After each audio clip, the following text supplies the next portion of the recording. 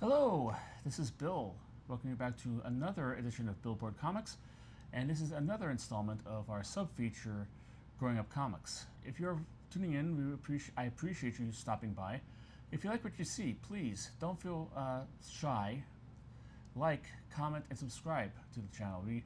I like to have an idea of what people like and what people want, and it helps with the algorithm, gets my videos in front of other people's eyes. So please like, subscribe, and if you find something interesting you'd like to make a comment on, if you want to correct me or you have something pertaining to the topic, please by all means comment. I like to have a little bit of a community discussion on these videos. Today we are going to talk about a toy line. This segment is not just about comic books, about the comic book ephemera. And the comic book ephemera I am going to talk about today will be the world's greatest superhero line from Mego'S Corporation. I'm sure by saying that a lot of old school comic book fans have a smile on their face. This was one of the best toy lines in history for a lot of those people, me included, and was indelible part of their youth and history growing up as a comic book collector. But they have been outside of the national consciousness for the most part for well over 40 years. So consider this like the old man on the front stoop of the general store talking to you about how the old days were, although you could avoid it if you need to more easily without being rude. I won't know. So let's begin with the origins of this, and I will add some of my personal experiences with this along the way. The line began its start as a response sort of to the Captain action figure. That was action figure, an actual doll actually, because action figures didn't exist back then. A doll, which basically is Captain Action. He was a military kind of figure, had a jaunty kind of like uniform on, and he would have accessories, and the accessories came in its own separate box to different outfits. Now, different outfits for figures are not that different. You could have your G.I. Joe figure dressed up as an astronaut, or a sailor, or a deep sea diver, or a secret agent. However, Captain Action was different. His other outfits were, amongst other things, Superman, Batman, Lone Ranger, and Phantom from the comic book strips. This was revolutionary. Kids of the 60s, and it was way before my time, so I was very envious of this. You could have 7 to 10 dolls all in one, depending how generous your family was with buying you the accessory outfits. If you're not feeling Superman one day, you could plop his Captain Action suit back on and he's Captain Action again. You could have him be Aquaman the next day after that. So it had a lot of diversity, but the people who came up with the world's greatest superhero lines decided, like, well, that's good, having one figure have these 7 or 8 different superheroes. But what if you had 6 or 7 different superheroes that the toy could play, the kids could play with each against each other?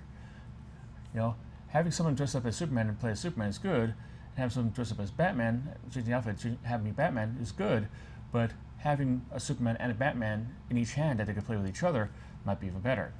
And that's how in Genesis, the world's greatest superhero line started.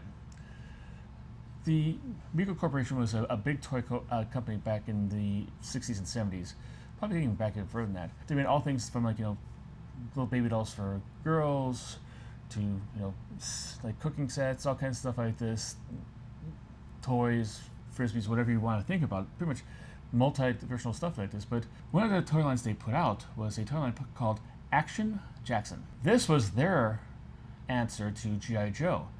The G.I. Joe figure was very popular at the time, and this was more of a so this was a military kind of male-dominated action doll, where he could go on secret missions and fight stuff like that, typical G.I. Joe stuff. However, when that line started to dip, they decided to use the molds for the bodies from that, and decided to put different head sculpts on and make them into the world's greatest superhero line. The first line came up in 1972. As you can see, the line started with 4 different action figures, or actually 4 different heroes, I should say, and they were all DC comic properties. You had Superman, Batman, Robin, and Aquaman. Now, you might be saying like this lineup. Why this lineup? Why Aquaman and not Wonder Woman? Well, one of the creators said that Aquaman was chosen because he had a cartoon on around the same time, as long as Batman and Superman, which was probably the Filmation cartoon that was in the 60s. He did have a cartoon that was played on Sunday morning to syndication, I'm not exactly sure. So he had some knowledge to that. I believe this was around the time also when the Super Friends were in the discussion of being brought around and like being made and put on the air. So he's part of that also. But a bigger question is, why wasn't Wonder Woman included in this? Wonder Woman is arguably the third biggest character DC comic books had at the time, and even today, if you really want to get down to brass tacks. Before anybody gets into the time machines with their pitchforks and torches and try to hoist Marty Abrams up by his own petard and crucify him on a cross made out of feminism, and there's nothing wrong with being feminist, not saying that, but the fact of it is, I think it more had to do with the fact that they were using the molds from the Action Jackson line. Action Jackson was pretty much a male-dominated line, so it was they would probably have to make an entire new female figure if they wanted to include Wonder Woman in the first wave. Since it's a new wave, new toys, you never know how they're going to react in the stores, if people are going to buy them or not. It's kind of risky perspective. They try to take as less risks as they could with that. Does the fact that there's a industry kind of like belief that female dolls do not sell to male buyers? Yes, yeah. Is there sexism involved somewhere along the line? Of course. But I think the most thing that caused Wonder Woman to have to wait 2 years to get made was that they're just trying to use the assets they have to make it as cheap as possible until they can find out whether or not people actually wanted their dolls. The second set came out in 1973. And as you can see, they had added 3 more figures to it. By this time, they had got the license from Marvel Comics. So now, Spider-Man and Captain America were added to the list. Yes, finally, comic book fans could actually have Captain America facing off against Batman, or Spider-Man against Superman, or both of them against each other. All 4 of them in a big complication of a battle royale kind of thing. Something that would not be introduced into comic books for like at least another 4 years. So this for me was big. When I was growing up, and I started getting to this long after this. In 1973, I think I was like maybe 1.5 years old, two when these came out. So I didn't come into the Mego line until much later. But for me, one of the appeals were I could have all my comic book heroes that don't usually play in the same playground together, play in the same playground together. Of course, financial realities kept me from actually going hog wild and getting these figures. I only had 2. I had a Superman and a Robin. Superman, obvious, one of the best characters in the history of comic books. Robin, I have no idea why I got Robin. Here we have like the start of their line, and we have the 2 biggest stars from each company, and also a secondary figure for that. There's a 3rd figure in this line as well, and that was Tarzan. Tarzan technically at this time was a DC Comics superhero character because DC Comics was publishing the rights had got the publishing rights for Tarzan from the Edgar Rice Burroughs estate, and were publishing a comic book based on Tarzan. However, Tarzan has history outdates comic books by several years, and it has been published by practically every comic book company in the history of the world over its time span. I don't know if it's being published today, but it could possibly be in the future brought up by a new kind of publisher. However, he was added to the line as the 3rd figure for this wave, which is also like another additive. One of those you could have, Superman crash landing in the jungle and he has to be saved by Tarzan. If you want to use your Planet of the Apes figures that Mego also produced to kind of as the adversaries of that. During this year, I don't know if you noticed in the graphic for the first year, there was 2 Batmans and 2 Robins involved in that. The first reason why is that is because the first year involved the Batman and Robin figures had removable headgear. The Batman had his cowl taken off so you could see Bruce Wayne's face revealed, and Robin had his mask being able to take off so you could see Dick Grayson's face. this was done away with in only lasted one wave. So this year they did away with it and just had the solid sculpted cowl on the head sculpt. Why? Probably for money reasons. It's probably least expensive, least time intensive. You get the figures out quicker and cheaper, so they went that route instead of doing that. So if you have, say how in your attic that your father or grandfather owned a Batman with a removable cowl and it's still good and still good shape, get that to a toy grader and try to see if you can get on an auction block, because those are rare and they're pretty valuable. Apparently in 72 and 73 the toys proved it would be a great success. Enough so much that in 1974 they exploded their line. Yes, they added 10 new dolls to the line. The first introduction was villains. We finally get villains that the good guys to fight against. Unfortunately, they were only DC Comics villains and only primarily Batman villains. You had Joker, Penguin, and the Riddler. All popular villains that appeared on the TV series from the decade before. The only other one was a Superman villain called Mr. Mxyzptlk. Why him? He's a B or C grade villain for Superman, and not Lex Luthor or Brainiac is beyond me. Maybe perhaps they thought Lex Luthor might be a little bit too boring. They might have thought Brainiac might have been a little too difficult a head sculpt to make. But whatever, these would be the only villains that came from the DC side of the line, and again, kind of an oddball selection. But we also finally at this point now got 4 female figures. The big 3, Wonder Woman, Supergirl, and Batgirl. And for an extra added bonus, we have Catwoman, which technically would make it the 5th villain figure and the 4th Batman family figure to be made. But I think she had still at the time a dubious morality in play, where she's sometimes a good person, sometimes a bad person. So that might not be exactly an accurate assessment, if you will. They came out and all of them had real hair that you could actually comb if you want to, or I don't think there's enough to style, but it actually had, like, you know, it's rooted into the actual head sculpt. So you could have them, you know, it kind of looked goofy, more than actually realistic, but considering the alternative, how would you going to make a head sculpt which was basically with plastic hair, with women who have long hair, without the hair interfering with, like, the mobility of the neck? In addition to those 8 figures, we got 2 other ones. We got Shazam, once upon a time known as Captain Marvel, but by this time Marvel Comics sold up that trademark, so he was known as Shazam. I believe this was around the time when his Saturday morning live action TV show started airing, and when DC started publishing a Shazam comic book as part of their line. So there's a big push to get him out there as another big figure. And the other one was Green Arrow. Green Arrow, another odd choice for a figure. You think like the hierarchy of DC Comics as being Superman, Batman, or Wonder Woman. They're the top 3. As it was back in the 40s, as it is today, they are the Trinity. Below that, by default, Aquaman.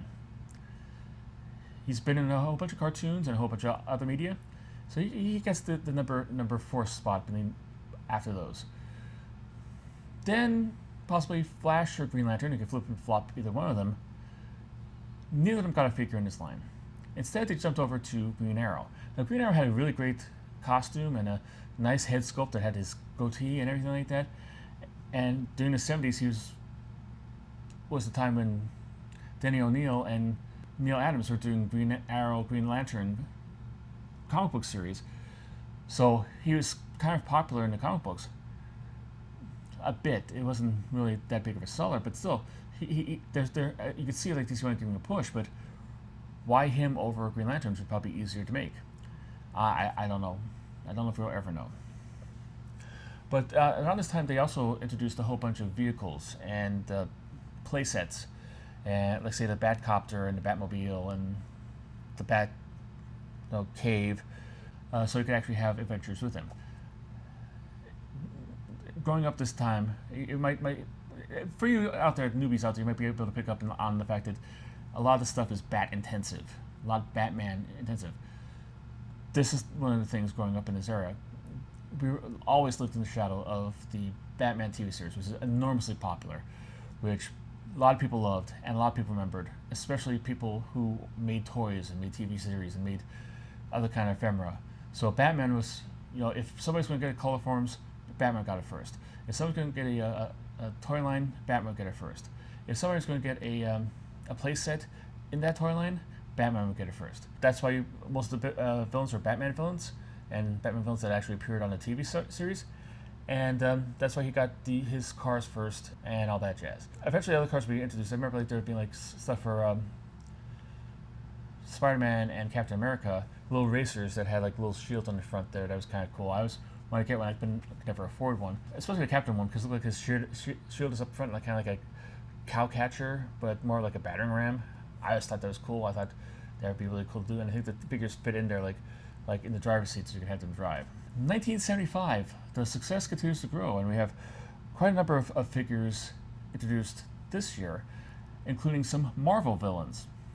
Remember how I said how Batman was the popular villain at the time, popular hero at the time? So everything that was made was Batman intensive. For Marvel, Marvel's Batman was Spider-Man. Spider-Man was their most popular character, probably the biggest seller in the comic book stands, because I believe at this time it was just when the giant-sized X-Men was being released during this year, so they didn't take over the popularity for at least another couple of years. Spider-Man was on the figurehead of the letterhead of the company, appeared in all kinds of tie-in merchandise. It was synonymous with Marvel Comics. Spider-Man was Marvel Comics.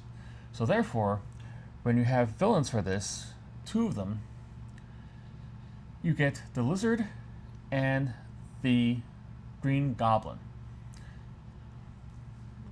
Funky sculpts, unique looking characters. Green Goblin has one of the best masks ever.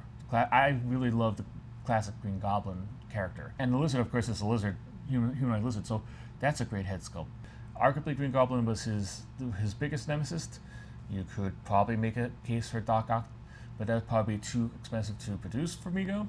And you have the Lizard, which probably says maybe it wasn't too expensive because Lizard had, I believe, a tail that came off his body. But it wasn't just the Spidey villains that came out this year. You also had three heroes from the Marvel side. You had the Hulk, another popular hero, arguably Marvel's second popular hero at the time. Probably the reason why he waited this long because they had to create a special sculpt for him. He was a more bulky frame than the Spider-Mans and the Batmans and whatnot. He was kind of he was a Hulk, in other words, just as in the comic books.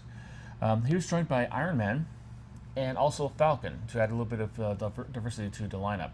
And then came 1976. 1976 had added 4 properties, but 7 figures. How? How could this be? Wait a minute. The math, and then it should come obvious to you. This was the year that the Fantastic Four was introduced. Fantastic Four was Johnny, Reed, Ben, and Sue, all introduced in the line all at the same time. And Sue had the realistic hair as well. This is a big year for realistic hair in Mego'S, if you're interested in that kind of stuff. They all came together. You could all play their stuff like this. They all had, interesting head sculpts, but interesting, like for Human Torch and for Thing, their bodies were regular Mego bodies, but to show their flame power or their rocky skin, they had added into the bodysuit. This was a big thing for Mego. Bodysuits were very, very big. I guess it's easier to make a full-length bodysuit than it is to actually do a sculpt of the whole body and have that be a mold for that one figure in your line. It's the 70s. There's inflation and recession, whatever. But however, that's what it was. But it didn't just stop at the Torch and the Thing. It goes all the way back to throughout the whole line. Wonder Woman had a full tunic on to actually instead of having just the breastplate and empty bare shoulders and bare arms. She had like kind of like a shirt that did that. I believe the same thing happened for Supergirl. I think like her suit was a suit. Like it went all the way down to her boots and stuff like that. She just like it was a full thing. There was like you didn't have like stop at her bottoms and have bare legs.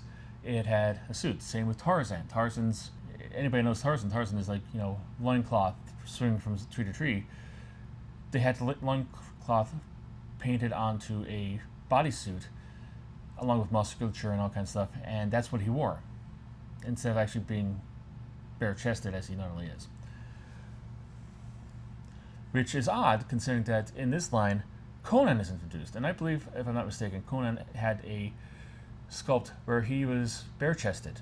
And he had the furry loincloth that he wore in the comic books. But everything was like basically he didn't have the same kind of full length outfit that they used for people who showed a lot of skin in the past. He did have the realistic plugged in hair, though, that you could comb and style how much you wish. And so did his other Marvel comic compadre, Thor. Thor was introduced with his hammer and his helmet, but he also had long, flowing, synthetic blonde locks that you could deal with. As I said, like ISIS at the time was basically, I think, it was published by DC Comics, but I don't think it was actually a DC Comics publication. It also had a live-action TV series that was kind of in partnership with the Shazam series. So it was a big deal at the time. It was like a big media property at the time. It did have a comic book published by DC Comics, but I think DC Comics basically adapted it from the TV series. And therefore, it should be the one DC entry into this line. And Conan, of course, was being published by Marvel at the time. It was probably in the midst of a long run of being published by Marvel at the time. It started back in like 1970, I believe, and it would go into like the 90s. But he was actually a Robert E. Howard character who was adapted instead. He was not owned by Marvel, but technically he counts as a Marvel character because he was being published by Marvel at the time. So if you want to like split hairs on that dynamic, go right ahead. And I want to say something right now before I go on into further. I would like to thank the Mego'Museum.com for all this information and stuff like this. They're an invaluable resource if you want to track down like just walk down memory lane and see these figures in bright, high-res pictures, or if you're going like flea market hunting and you're trying to see if like this figure has all the accessories. They list all the accessories that the figures had in there. It's an invaluable resource about the history of the figures and the figures themselves. I got a lot from them for this. Tip of the hat, thank you. Go see them and bookmark them if you are a big Mego fan. Because it actually goes like for the world's greatest superheroes, they had to cover all the Mego stuff that they put out. But I digress. Let's move on to 1977. And this is where the apex starts to begin and the top of the curve hits. We have 4 major additions, but we also have 2 subtractions. The major additions were another like stuff that was trippy to me to find out, were the Teen Titans. The buddies of Robin, who already pre-existed, came into effect in the form of Aqualad, Speedy, Kid Flash, and Wonder Girl. Wonder Girl, of course, had the realistic looking hair as well. If I recall correctly, I don't know if the Teen Titans were quite that popular at this time. They might have had a series out, or the series might have been on hiatus. The publishing history for the Teen Titans, original Teen Titans series, has a lot of stops and starts in it, and waylaid a lot of times, canceled and brought back, and all kinds of stuff like this. And this might have been one of the off periods, or it might have been just they restarted the series, and they want to give a little extra push and pushed Mego to make these figures. I wish I knew about it because I wasn't really big, like I said, I was not really a comic book collector at the time. I was a casual comic book reader, and Teen Titans didn't really register on my radar at the time. But if it did, I would love to have adventures with Robin, with all these 4 characters and stuff going back and forth. That would have been really fun and really interesting to do. They didn't. I don't believe they came as a set. I think they came individually, so you had to buy them individually, like you did with the Fantastic Four. But all 4 of them were made, and this would be the last time that any new figures were added to the line. So what I've mentioned already now are all there were in the original line. So The two when were removed were Tarzan and Wonder Woman. Poor Wonder Woman. She only has a brief 3 year in the Mego World's Greatest Heroes sunshine. However, she was left because at this time, I believe this is when like her TV series was started with the one with Linda Carter that everybody my age had a crush on, and a lot of us still do. And she proves to be a Wonder Woman in real life as she is on the TV screen by her charity work and all kinds of stuff like that. But I digress. Enough about Linda Carter. Since she had a TV series on, she had her own special toy line. Instead of like having like a confusion of the figures, they decided to move Wonder Woman from the world's greatest superhero line because she's had her own line to deal with and for them to buy. So the other one was Tarzan, and the reason why he was left was people have said because the license with Edgar Rice Burroughs' estate ran out for the Tarzan action figure, and so he went goodbye. 1978 had no new figures. As I said, this was the last of the adding figures. But from this point on, we started shedding figures at a record rate. And the date should be kind of prescient if you were paying attention to the toy market. 1977 is when Star Wars was released, and they had a whole bunch of toys all by themselves. A toy line that I believe Mego famously passed on, if I recall, like the toys that made us. They had a chance to get the license and they passed on it. Instead, Kenner picked up the license, and instead of making the 8-inch dolls like Mego was doing, and were customary for a lot of other male boy aimed action dolls and stuff properties, they decided to make their action figures smaller, like 3 3/4 inch. Didn't really have a lot of articulation. Didn't really have like really good sculpting, but like not really much of personality. I remember they had like anybody had a lightsaber had it inside their arm, which did not move. It was like this. But because they're Star Wars figures, they became immensely popular, and as such, the format became immensely popular because it had to be cheaper to make a 3 3/4 inch figure than it would be to make an 8-inch figure, which figure that the clothing is sculpted on instead of a figure that is you have to make separate clothing to dress them in. That seemed to be the way to go. Mego tried to make certain figures around the size. I mean, there's Pocket Heroes line and a bunch of other stuff. Remember, Dukes of Hazzard had like a little 3-inch figure line from them, but for the most part, it was a little bit too little, too late. The end it was near, and the tides were shifting into the smaller figures. When the G.I. Joe came around a couple of years later, it kind of like it was pretty much over. But the first nail in the coffin was put in with the Star Wars figures being released. So they became more popular. Mego started losing popularity, and so the line started to slowly die by attrition. In 1979, the culling began. Gone was Mr. Mxyzptlk, the Fantastic Four, Conan, Thor, Aquaman, the Lizard, Green Goblin, Falcon, and Supergirl. Obviously, you can see like here, like a lot of the stuff they made out here would be the more expensive figures to make. Green Goblin and Lizard had different head sculpts, probably different molds that you'd have to make. They're probably more labor intensive, more costly to make. Conan, Thor, and Supergirl, and Sue Storm had the hair on side, so that'd be more costly to make. Fantastic Four also had like the head sculpts with Johnny and Thing that were different from all the rest of the head sculpts that might have been a little more money to make. They're starting to cull by attrition. And who knows, these might be the figures that weren't selling that well at the time as well, so it might be a case of like, why are we spending money on stuff that we're not getting the money back on? However, next year, Riddler, Batgirl, and Catwoman joined the exodus. They were gone too.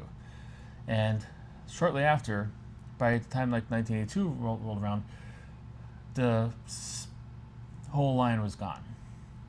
I mean, it wasn't being actively published. I remember like being a kid and coming into Toys R Us and seeing Hulk action figures on the shelves, waiting until my like later years of high school, probably even after I graduated. I don't know if they had like somebody at the local. This was in the Toys R Us in Wilkes-Barre, Pennsylvania, which is now an Ocean City job lot, I think, or something like that. But either they like, hey, Hulk's gonna be big. Let's get 16 million figures, and the line died, popularity died, and they outpaced it because you could get like a Hulk figure for $1.99. I always want to go in and pick one up, and I said, nah, I'll get some of them. They have enough there. There'll be enough there. And then when that came in, they were gone. So I don't know if they went to like a remainder place or an overstock place or whatever, but they last a long time afterwards. So you can probably find them in the wild for sometimes after 1982, but for the most part, they were gone.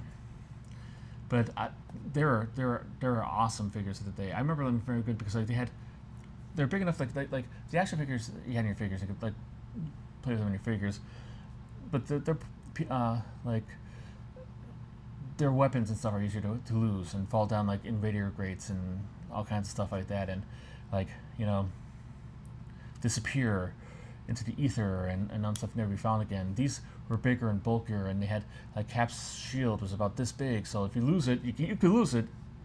As a kid in the 70s, growing up, you could lose a whole bunch of stuff. It's pretty easy to lose parts of toys, and I'm sure a lot of parents today could feel that pain. But here, like the Mego figures were larger and bigger and better.